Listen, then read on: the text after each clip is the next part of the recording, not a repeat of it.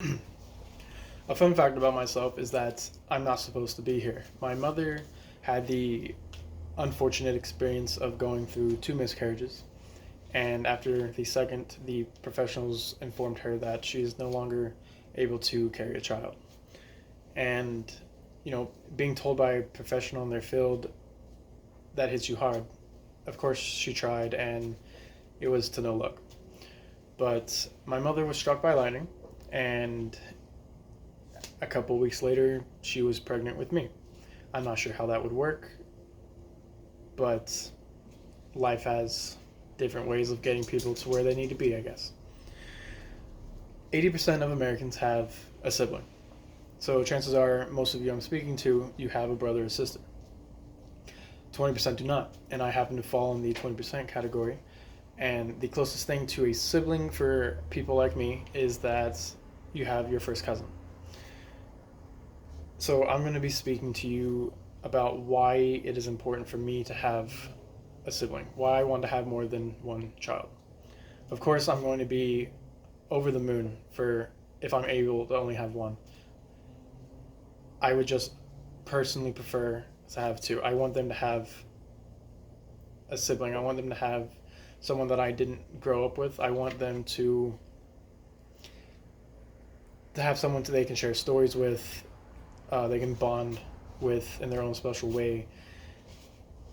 And I just want them to be able to have that friend that they always can go to. And even though, they might hate each other sometimes, it's something that's never going to break. Besides personal reasons, siblings play a very important role on each other, on their development. And recent research in Journal of Family Psychology reinforces the idea that siblings have a unique and important role to play on each other.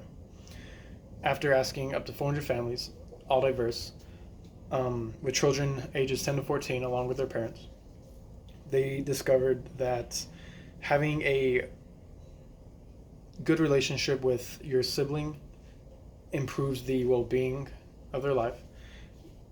The affectionate relationship, mainly with a sister, is more likely for them to feel, or more likely for them to not feel unloved, and they feel more important. As well, with this relationship with the older sister, it keeps them away from bad habits like lying, cheating, and stealing. The strong bond also means that together they are more helpful to other people. And research shows that the close bond leads to an increase in helping behavior, and the increase is greater with the sibling than it would be with a strong bond to the parent.